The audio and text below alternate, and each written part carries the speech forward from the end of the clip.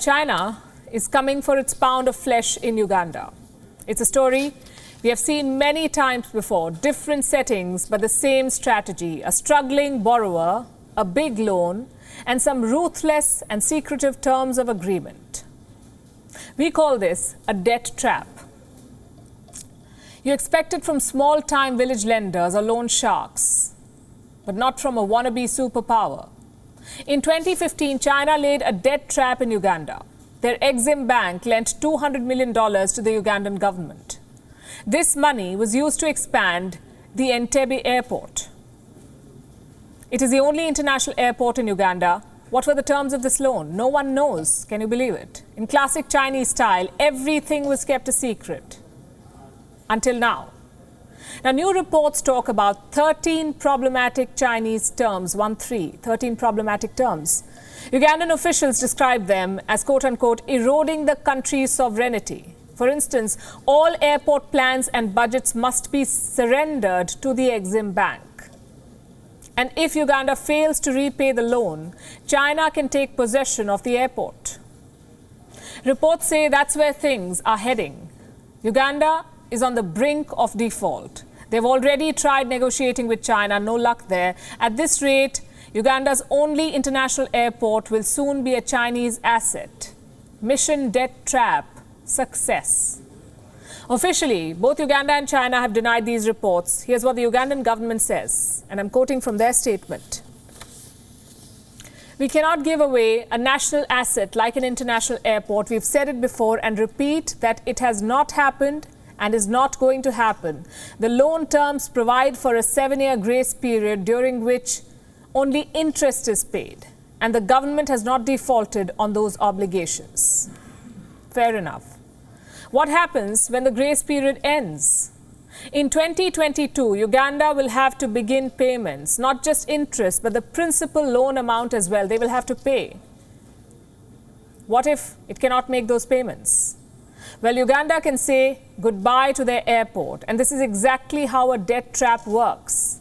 But if you ask the Chinese, it's all a conspiracy. Here's what the Chinese embassy in Uganda says. Which of the Chinese projects in Africa have been confiscated? None. The hype surrounding China's debt trap in Africa has no factual basis and is being pushed on malicious grounds. Well, that's a hard sell. In the last 2 decades, China has sunk Africa under a pile of debt. And we have numbers, like always. $153 billion from 2000 to 2019. $153 billion. And all of this money was borrowed by the public sector, so it's government debt. And 45% of these obligations are on sub-Saharan Africa. It is among the poorest places on earth. You can understand why Chinese loans may sound appealing to these countries, but Beijing does not lend out of goodwill, make no mistake. It does not want prosperity or development, it wants a colonial empire. African countries are paying a huge price for this predatory lending. Let's come back to Uganda's case. Entebbe is the only international airport in this country. You could say it is the gateway to Uganda. It is an integral part of the country's history. Not good history, but history nonetheless. In 1976, this airport was the site of a daring hostage rescue. Back then, Uganda was ruled by military dictator Idi Amin. He supported a group of Palestinian terrorists who hijacked an Air France plane. Ultimately, a unit of Israeli commandos was deployed to rescue them. There were 106 hostages. Out of these, 102 were rescued. And all of this happened at the Entebbe airport. And since then, Hollywood has made movies on this hijacking. It's an undeniable part of Ugandan history. And pretty soon, it could become the latest victim of Chinese colonialism. We've seen it happen before.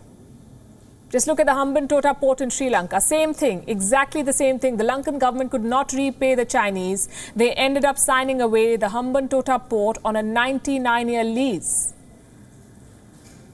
And these loans, Chinese loans, may seem like a bad investment.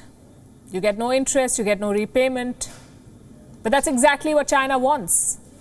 That's what every loan shark wants. They target low and middle income countries, straddle them with massive debt, wait for them to default, and then grab their national assets.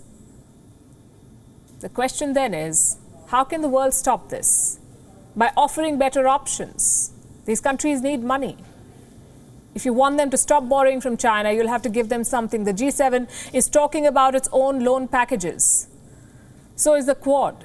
And these alternatives can pull countries away from China's debt trap. Until then, the world must demand transparency. Trillion-dollar loans cannot be signed in secrecy.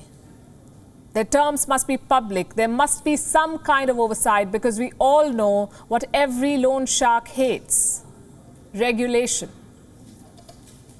WION is now available in your country. Download the app now and get all the news on the move.